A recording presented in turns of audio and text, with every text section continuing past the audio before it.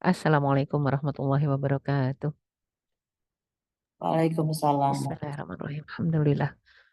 Alhamdulillahirabbil alamin wa bihi nasta'inu ala umuri dunya waddin. Allahumma shalli wa sallim wa barik ala sayyidina Muhammad wa ala alihi wa sahbihi ajmain wa man tabi'ahum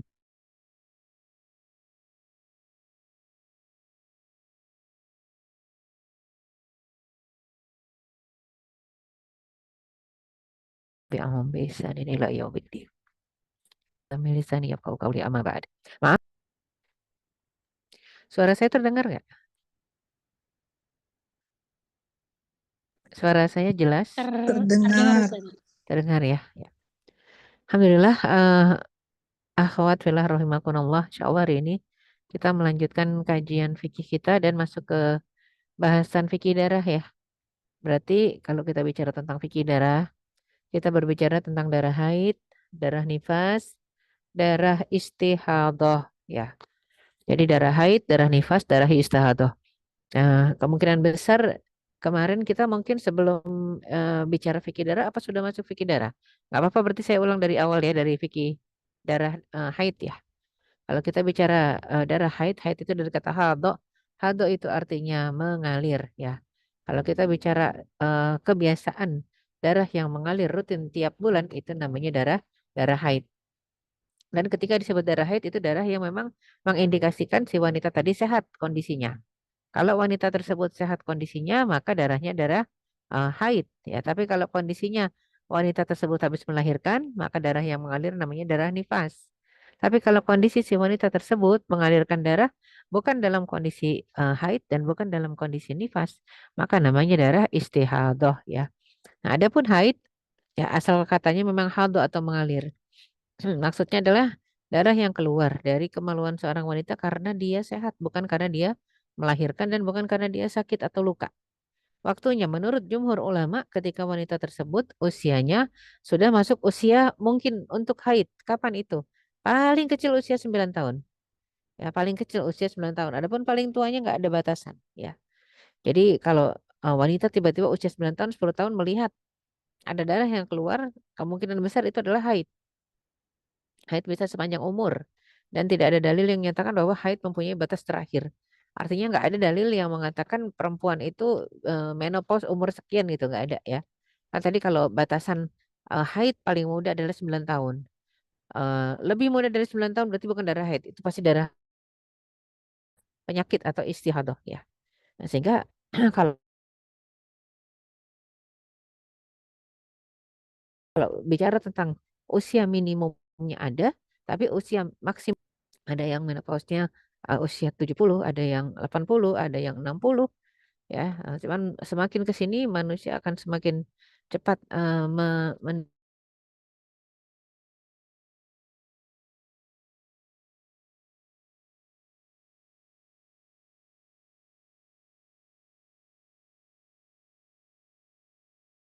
Nggak ada suaranya.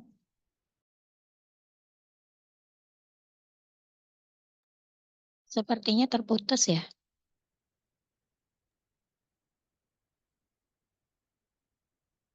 Iya terputus Mbak. Iya, mohon ditunggu sebentar ya.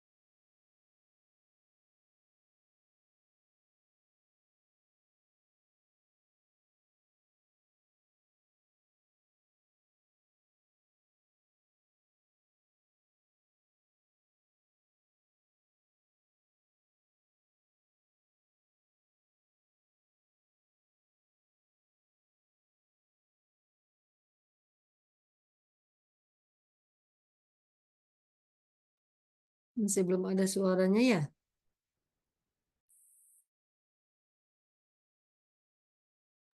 Ustazah belum masuk, Mbak. Mohon ditunggu sebentar ya.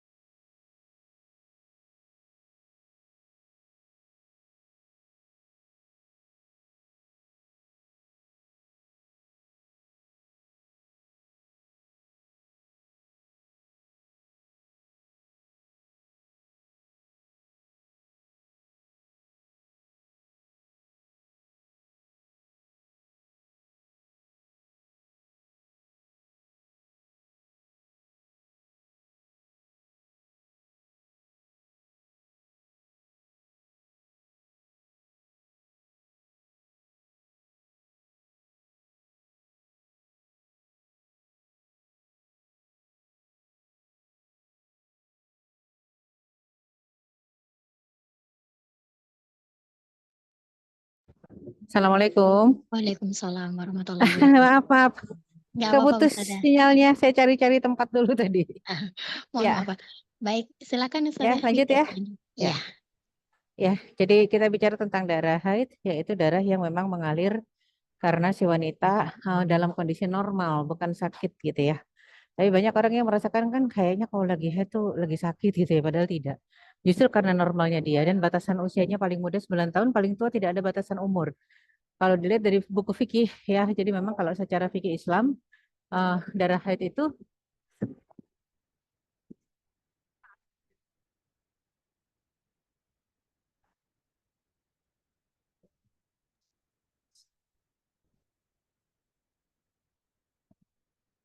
ya, jadi darah haid itu memang mengalir dari kata hadha dan warnanya hitam ataupun merah kehitaman. Ketika kita bicara merah kehitaman, maka itulah darah haid. Tapi kalau warnanya merah cerah ataupun pink, maka itu bukan darah haid ya. Jadi darah istihadah lebih cenderung warnanya merah, pink ataupun orange ya. Adapun warna darah sebenarnya memang merah, tapi merah-merah yang haid itu lebih cenderung ke warna hitam. Sehingga memang batas akhirnya sendiri antara kebiasaan, artinya kebiasaan masing-masing wanita berbeda-beda, ada yang 6 hari, ada yang 7 hari, ada yang 8 hari, bahkan ada juga yang memang mendapatkan haid selama 10 sampai 15 hari. Ya, dan pertama kalau kita bicara tentang warna, kalau memang dia datangnya tepat pada waktunya, kalaupun tidak kehitaman ataupun coklat, misalnya tiba-tiba merah, maka itu bisa terhitung darah haid. Tapi kalau dia datang di luar waktunya, apapun warnanya, maka itu terhitung darah istihadah. Karena ada siklus yang mungkin selama ini kita sebagai perempuan itu selalu tergantung kepada siklus. Dan kita selalu menandakan kalender gitu ya. Ada yang siklusnya 28, ada yang siklusnya 30, ada yang siklusnya 32. Ya, jadi jarang orang-orang yang memang uh, tidak menandakan tanggalan ataupun kalender. Kalau wanita subur pasti dia memberikan tanda pada kalendernya ya. Ada juga warna kuning ataupun warna kudrah kecoklatan ataupun keruh ya. Jadi yang namanya darah haid itu sampai warna keruh juga termasuk darah haid. Kalau di waktunya, tapi kalau di luar waktunya maka dia tidak terhitung darah haid tapi istihadah.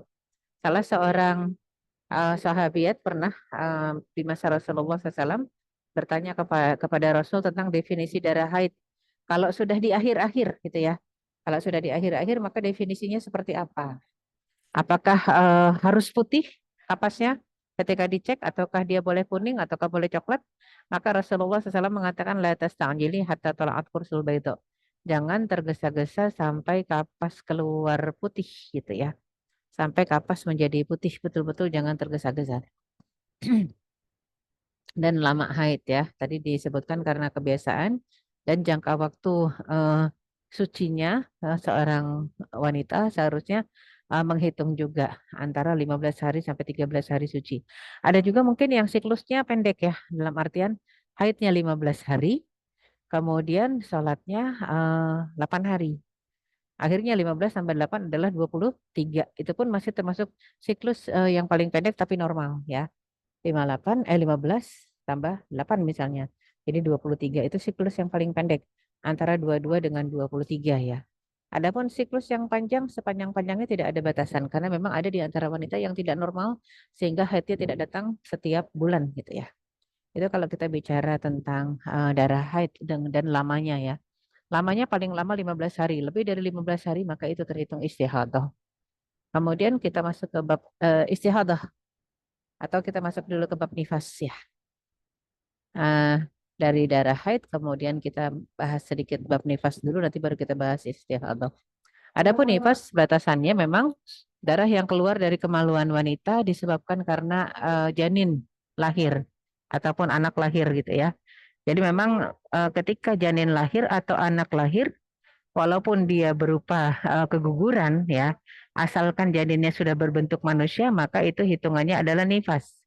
Tapi kalau janin yang tidak berbentuk manusia, maka itu hitungannya adalah istihadah. Nah, ini yang kadang-kadang terjadi polemik ya, perbedaan pendapat di antara pakar fikih sekalipun. Ya, kenapa? Untuk memasukkan kategori apakah dia nifas ataukah istihadah. Karena kalau keguguran baru 1 bulan, 2 bulan itu janinnya tidak berbentuk. Ketika janin tidak berbentuk, ya maka dia hitungannya kategorinya istihadah dan dia tetap harus salat walaupun darah keluar. Ya, itu nyaris jumhur ulama berpendapat seperti itu. Berbeda dengan kalau janin sudah berbentuk manusia. yang sudah lewat di 5 bulan biasanya ya keguguran, maka janin sudah berbentuk manusia, maka darah yang keluar setelah itu adalah darah darah nifas ya. Dan batasan keluarnya adalah tadi ya ketika anak lahir atau bersamaan dengan anak lahir. Sebab di beberapa kondisi tertentu setiap wanita itu berbeda-beda kondisinya ya. Ada yang memang darahnya sudah keluar sebelum melahirkan. Sudah beberapa hari keluar, ada yang 3 hari, ada yang 5 hari keluar sebelum melahirkan anak. Padahal kan nifas itu definisinya ketika anak keluar. Barulah darah setelahnya atau bersamaan itu adalah disebut darah nifas ya. Tapi ada beberapa orang yang memang ternyata keluar darahnya sebelum janin keluar ya. Jadinya sebelum bayi keluar sudah keluar darah, ini tidak terhitung nifas, ini terhitungnya juga istihadah. Maka ketika itu terhitung istihadah walaupun sudah keluar darah dalam kondisi mau melahirkan ya, tapi janin belum lahir, itu hitungannya istihadah, maka dia tetap wajib sholat ya, tetap diwajibkan untuk sholat ya. Kemudian kita lihat jangka waktunya, yang namanya nifas tidak berjangka waktu ya. Karena memang kalau kita bicara tentang nifas, kita bicara tentang yang namanya nifas ada jangka waktunya antara 40 sampai 60.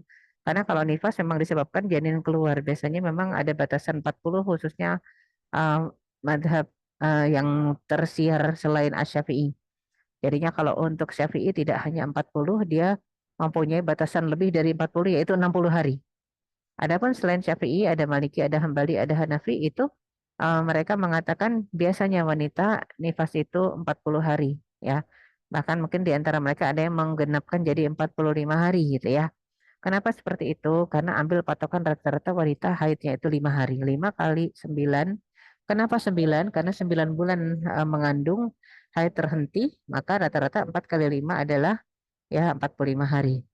Nah, ada juga yang lebih cepat, yaitu 40 hari. Bahkan mungkin banyak juga di antara muslimah sesudah melahirkan merasakan dia tidak sampai 40 hari saja sudah selesai nifasnya. Ya, ada yang seperti itu. Nah, nanti pertanyaannya akan masuk waktu-waktu suci di antara masa haid ya ataupun masa nifas.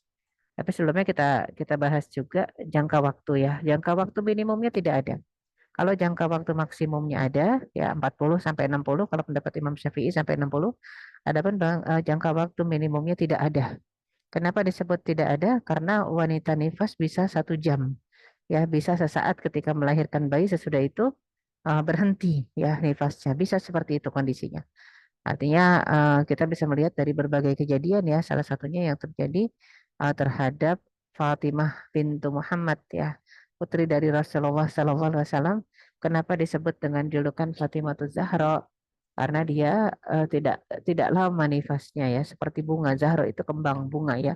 Jadi kalau disebutkan hanya dari maghrib melahirkan, maka isya sudah masuk isya sudah berhenti, alias dia bisa sholat gitu ya. Itu nifasnya orang-orang tertentu, tidak semua orang seperti itu. Ya, kemudian nah kalau kita mengatakan apa yang terlarang bagi orang nifas dan orang yang sedang haid, ya, ada kalanya kita sering mendengar ada istilah juga junub, ya. Ada untuk orang yang junub. Kalau junub habis hubungan suami istri misalnya belum mandi. Nah, kemudian kalau kita bicara tentang nifas dan haid, ya kondisinya juga kondisi berhadas besar ya. Apa yang terlarang? Jelas nomor satu adalah sholat. Ya, sholat tawaf terlarang karena tawaf itu juga sama dengan sholat. Kemudian puasa juga dilarang, ya. Dan mereka wajib mengkodok puasa bulan Ramadan selama hari haid dan nifas tersebut. Jadi kalau misalnya yang dibayar fidyah itu bukan karena haid dan nifas, fidyah itu untuk kondisi sakit, ya. Jadinya sampai wa'alal ladzina yutiqunahu fidyatun ta'amu miskin. Dan untuk orang-orang yang puasa itu rasanya berat sekali, ya. Maka dipersilakan untuk fidyah, ya, sebagai ganti ya. Jadi sebagai ganti dari puasanya, ya puasa Ramadannya, maka dipersilakan untuk fidyah. Nah, akan tetapi kalau untuk haid dan nifas tidak boleh. Mungkin banyak yang mengatakan bukannya di antara orang yang menyusui anak itu juga ada yang sedang dalam kondisi haid. Iya, memang ada. Maka dia bisa mengambil salah satu. Entah itu dia mengambil statusnya sebagai ibu menyusui ataukah statusnya sebagai wanita yang sedang nifas gitu ya.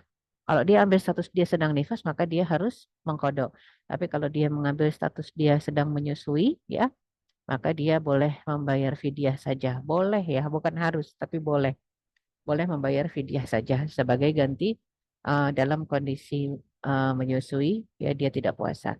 Ada juga orang-orang yang sedang hamil. Intinya ketika disebutkan oleh Allah Subhanahu wa taala dalam surat Al-Baqarah ayat 184, 185 ya. Wa'alal ladzina yutiqunahu fidyatun ta'amu miskin, dan untuk orang-orang yang puasa itu rasanya berat sekali. Siapa mereka yang merasa berat? Nah, memang betul-betul harus menjalani dulu baru kemudian terasa berat ya. Mereka adalah orang sakit ya, manula, yang sudah sepuh lansia, kemudian orang yang sedang hamil tua, orang yang sedang menyusui ya itu juga buat mereka berat.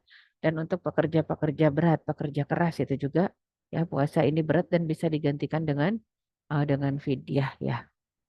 Nah, kemudian apa yang terlarang bagi orang yang sedang haid dan nifas ya, hubungan suami istri tidak halal ya, maka terlarang. Orang yang haid dengan nifas itu tidak boleh berhubungan suami istri ya. Beda nanti statusnya dengan orang istihadah, diperbolehkan ya. Nah, kita masuk ke bab istihadah.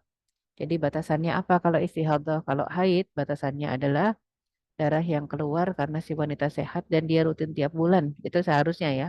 Yang terjadi seharusnya seperti itu. Tapi kalau dalam kondisi yang justru dia memang bukan dalam kondisi sehat gitu ya. Nah, sebaliknya ya darahnya namanya darah istihadah. Contohnya habis kecelakaan nih naik motor. Sebenarnya dia belum belum waktunya haid tapi naik motor anak kecil lah misalnya. Dia dalam kondisi mungkin baru mau jadi masih pra, prabalik gitu ya. Tiba-tiba keluar darah. Dia ingat-ingat dia ngapain tadi ya. Oh, rupanya naik sepeda atau naik motor ada polisi tidur ya diterjang. Nah, ini bisa benturan-benturan menyebabkan pendarahan, maka itu maksudnya bab istihadah ya. Darah yang keluar bukan karena nifas dan bukan karena haid. Dan keadaan orang yang istihadah, jangka waktu istihadah itu tidak berbatas. Adapun jangka waktu haid itu berbatas ya. Dikenal haid itu paling lama 15 hari, tapi kalau istihadah tidak berbatas sama sekali. Ya, namanya istihadah, maka dalam keadaan dia terus-menerus darahnya keluar, ya jangka waktu yang telah dikenali dianggap masa haid, selebihnya sebagai istihadah. Adapun orang-orang yang memang sudah tahu dan sudah menghitung kapan dia haid, kapan dia menstruasi, selebihnya adalah istihadah kita. Dan darahnya mengalir berkepanjangan. Istihadah rata-rata kalau orang Indonesia juga nggak sampai lebih dari 15 hari ya. Karena kalau udah lebih dari 15 hari pasti ada penyakit hormonal yang mengganggu tubuh gitu ya. Itu penting sekali untuk mengecek kalau memang ada istihadah yang berkepanjangan. Kemudian orang yang istihadah ya, ia balik dalam keadaan istihadah, yang balik dalam keadaan istihadah hingga tidak dapat membedakan darah haid. Jadi misalnya orang-orang tertentu nggak bisa membedakan mana haid, mana istihadah, mana nifas. Dalam keadaan ini haidnya adalah selama 6-7 hari seperti kebanyakan wanita. Maka dia boleh ambil kesimpulan haid dia adalah 7 hari. Selebihnya berarti istihadah ya. Yang ambil patokan yang paling sedikit ya. 6-7 hari seperti kebanyakan wanita. Jika dia tidak punya kebiasaan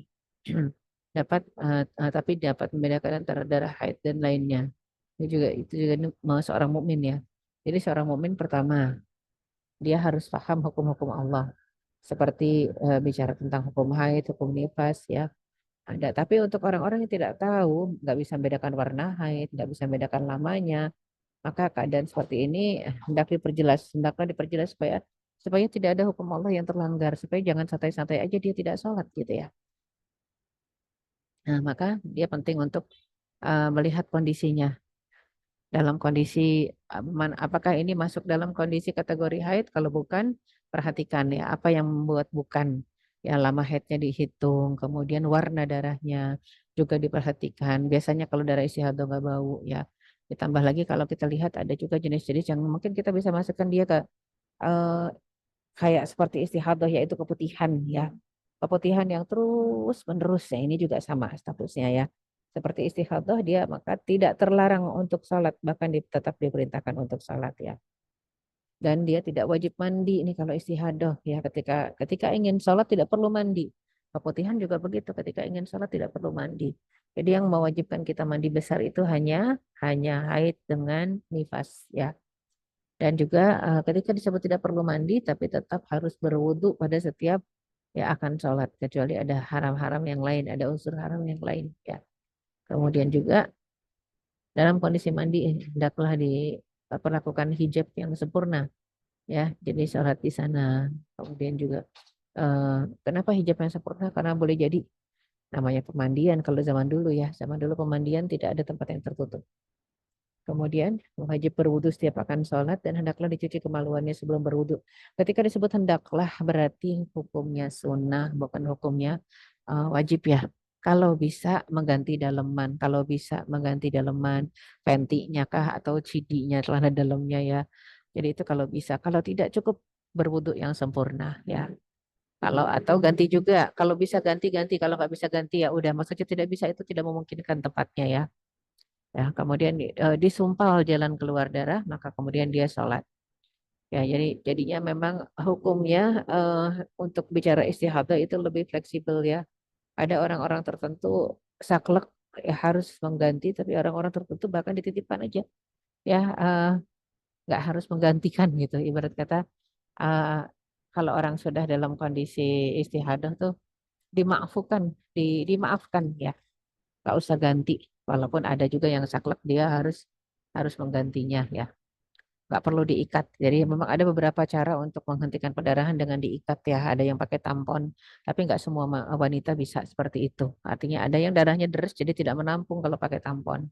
Dan menurut jumhur ulama janganlah berwudu sebelum masuk waktu sholat. Ini untuk orang yang istihadah ya. Diingatkan bahwasanya berwudunya itu berwudu darurat, sholatnya juga sholat darurat, sucinya juga suci darurat. Maksudnya apa? Dia kalau dalam kondisi istihadah hendaklah sholatnya zuhur itu di penghujung waktu, asar di awal waktu ya. Kalau dia tidak mau wudhu berkali-kali, tapi yang terbaik adalah zuhur wudhu sendiri, asar wudhu lagi walaupun belum batal. Itu untuk yang istihadah ya. Dan untuk orang istihadah, wanita istihadah tidak ada halangan bagi suaminya untuk berhubungan dengannya ya. Jadi memang untuk yang wanita-wanita yang istihadah jangan merasa apa ya berat, jengah jadinya sampai merasakan tersiksa gitu ya. Padahal memang hukumnya sama seperti perempuan yang sedang suci. Ya dia wajib sholat, sholat fardu ya tentunya. Dan juga dia wajib puasa, dia iktikaf, baca Al-Quran, memenuhi dan bawa mushaf. Serta melakukan semua ibadah. Hal yang yang sudah dijadikan ijma ataupun kesepakatan ulama tentang darah haid ya. Ada beberapa pendapat ulama tentang darah haid. Ada yang mengatakan memang wanita itu suci, hanya sakit ya. Makanya kalau kita sudah masuk kepada madi itu keputihan, statusnya hampir mirip dengan darah haid karena dia sebenarnya sesuatu yang najis ya. Jadinya kalau keputihan statusnya hampir mirip dengan darah istihadah karena memang nyaris masuk kalau darah haid dengan nifas itu najis, tapi kalau istihadah tidak najis. Adapun keputihan dia masuknya juga najisnya najis ringan. Sehingga cukup dihilangkan begitu saja, tidak harus dicuci ya. Laki-laki dan perempuan memang ada. Ya. Kemudian hukumnya karena dia seperti perempuan kondisi suci, maka wajib sholat fardu, sholat 5 waktu, ya. Harus saum Ramadan kalau kuat, kalau tidak sampai lemes dan kurang darah. Harus i'tikaf, ya, dan juga membaca Al-Quran. Ya, kemudian juga menyentuh dan membawa mushaf serta melakukan kebaikan dan baik terhadap sesama, melakukan ibadah dengan kebaikan terhadap sesama manusia. Ya. Dan itu menjadi ijma ataupun kesepakatan ulama ya. Jadi Masya Allah ulama itu dahsyat kebaikannya memberikan peluang-peluang ya kepada kita untuk memahami standar boleh ibadah kapan dan nggak boleh ibadah kapan ya. Jadi ulama sepakat madi, wadi itu najisnya sebenarnya mani dengan madi sama ya dia najis ringan kalau mau dikategorikan najis. Karena Rasulullah Shallallahu Alaihi Wasallam kalau dalam kondisi mandinya basah dia minta dicuci pakaiannya oleh Aisyah, pakaian yang terkena mani. Tapi kalau uh, mani yang ada di baju Rasul atau kain Rasul itu kering, ya, mengering, maka Rasul tidak meminta Aisyah untuk mencuci, cukup mengkerik pakai ujung kuku, dikerik sama ujung kuku saja, ya. Ketika dikerik oleh ujung kuku, ya, maka hilang sudah mani yang kering tadi, maka terhitung apa? Terhitung suci lagi pakaian, dia bisa dipakai sholat. Nah, itu contoh dari Rasulullah langsung. Tapi kalau basah nggak ada pilihan, harus dibasuh ya pakai air bukan sabun ya. Kita sudah sempat bahas bicara tentang bab toharoh ya. Alat bersuci utama adalah air bukan sabun. Nah, kemudian juga kita lihat kalau kita bicara tentang keputihan, maka standarnya di situ walaupun najis ringan dia standarnya sama seperti ingus ya. Jadinya memang standarnya sama seperti ingus. Tadi mani, kemudian habis mani kita bicara wadi ya, yang standarnya sama seperti ingus, keputihan seperti itu. Beda dengan wadi. Jadinya mani, madi, dia ringan. Tapi kalau wadi itu sudah najis berat. Kenapa? Karena dia keluar bersamaan dengan air pipis. Ketika keluar bersamaan dengan air pipis, otomatis dia najis ya, dan itu najisnya najis berat. Jadi perbedaan antara mani, madi dengan wadi ya. Itu semua yang keluar dari kemaluan, kemaluan seorang wanita. Ada mani, ada madi, ada wadi. Kalau dari seorang pria apa? Ada mani, jelas itu ya, mani. Madi ada nggak? Ternyata ada juga keputihannya pria. Ya, wadi ada nggak? Ternyata ada juga mani, madi, wadi. Cuman masalahnya pria tidak punya darah haid dengan tidak punya darah nifas, tidak punya darah istihadah. Itu yang perbedaan mendasar ya antara pria dengan wanita. Makanya kenapa kalau kita sebut fikih darah berarti bicara tentang darah-darah yang keluar ya dari diri seorang wanita, dan itu ada yang menyehatkan, justru diharapkan keluarnya biar sehat, tapi ada yang justru menyakitkan ya. Ya, jadi memang dia nggak sakit, rasanya sakit sampai sakit perut tuh nggak kadang-kadang kalau kita bicara tentang istihadah ya. Tapi memang ada yang manusia sampai jadi ragu antara sholat nggak ya, itu gara-gara istihadah. Adapun nifas dengan haid itu satu nikmat dari Allah Subhanahu wa taala kepada kita kaum perempuan yang nyaris kita menganggapnya itu satu istirahat, tapi sebenarnya tidak ada istirahat dalam ibadah ya. Nifas dilarang sholat, haid dilarang sholat, tapi kalau istihadah tetap wajib sholat, dan tidak ada istirahat dalam ibadah dalam artian apa? Faida faragta fansob, satu pekerjaan selesai, kewajiban selesai, maka fansob, fansob itu berletih-letihlah lagi, cari pekerjaan lain. Wa ila rabbika farghab, dan hanya kepada Allah, kepada Rabb saja kau berharap ya. Memang harus seperti itu dalam kehidupan kita. Kalau tidak, kita sendiri yang akan patah arang, kecewa ya. Karena kalaulah memang yang jadi panutan seharusnya, tapi justru kita malah tidak menjadi panutan, tidak menjadi qudwah hasanah, maka mana lagi yang kita harapkan bisa menjadi qudwah hasanah kita, ya, menjadi contoh teladan kita. Makanya kalau apa yang dicontohkan Rasul, kadang para sahabat juga mengatakan berat itu mah. Iya, pasti berat yang dicontohkan Rasul untuk ditiru. Tapi bukan berarti akhirnya kita mengelak. Kayaknya Allah sayang sih. Ya nggak harus persis. Emang apa nggak harus persis, tapi ada upaya untuk meniru apa yang dikerjakan oleh Rasulullah Sallallahu Alaihi Wasallam. Wallahu a'lam bishawab.